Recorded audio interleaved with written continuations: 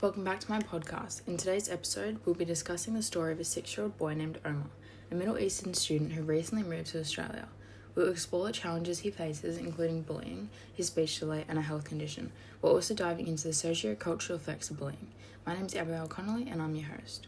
First, let's provide some background on Omar. He's a 6-year-old boy who was born in Iran and moved to Australia with his family.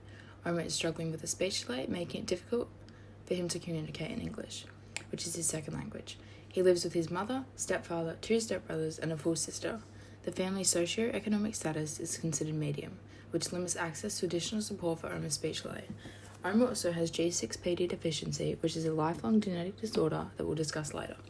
Despite these challenges, Omar has shown a strong interest and talent in music, which he uses as an outlet to express himself since speaking remains difficult for him. Since moving to Australia, Omar has encountered bullying and racism at Torquay Coast Primary School.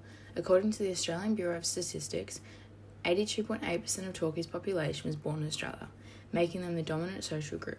This often contributes to an environment where bullying of students from different ethnic backgrounds occurs. Omar, who is from Iran, is a prime target for this type of behaviour.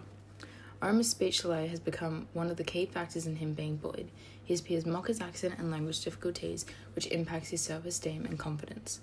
Bullying based on speech delays can have a severe consequence on a child's confidence, leading to a further withdrawal from social interactions. As educators, we must address this bullying, and according to the Victorian government, empowering students to stand up for themselves is vital. Encouraging them to report incidents of bullying creates a supportive environment where students don't feel isolated or helpless.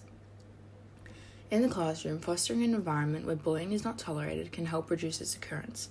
Teachers can create space for students to voice their concerns and receive support. This can also prevent long-term harm to a student's confidence and self-worth. Referencing Maslow's hierarchy of needs, it's clear that students like Omar are unable to reach their full academic potential if they don't feel safe and accepted. A classroom that fosters safety, respect, and inclusion allows students to progress beyond their basic emotional needs, focusing on their learning and cognitive development. Omar's health condition G6PD deficiency also contributes to his struggles at school.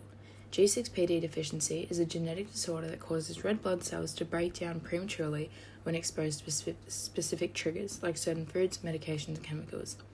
This condition can lead to fatigue, dizziness, shortness of breath, and increased heart rate, all of which interfere with Omar's ability to participate fully in physical activities such as sports and can impair his ability to focus on his academic tasks.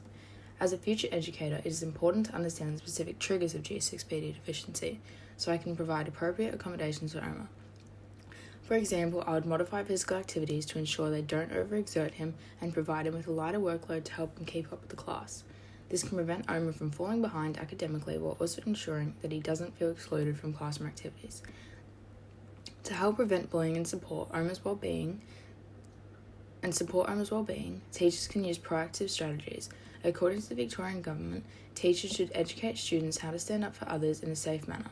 By empowering students to report bullying, we not only protect the victim but also foster an environment where bullying is less likely to happen. If students feel comfortable speaking up, teachers can act quickly to resolve issues, preventing further harm. The socio-cultural effects of bullying are significant, particularly for students like Omar, who come from a different cultural background.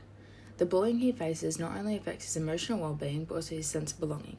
As a new student in a predominantly Australian school, Omar's experiences with racism and discrimination can lead to him feeling alienated. Being mocked for his accent or cultural differences can reinforce the idea that he doesn't belong, creating a barrier to forming meaningful connections with his peers. Socioculturally, this type of exclusion can impact a child's identity formation.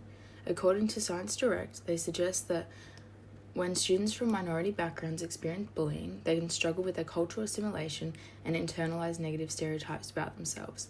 This is particularly true in a classroom where the dominant group does not value or appreciate diversity.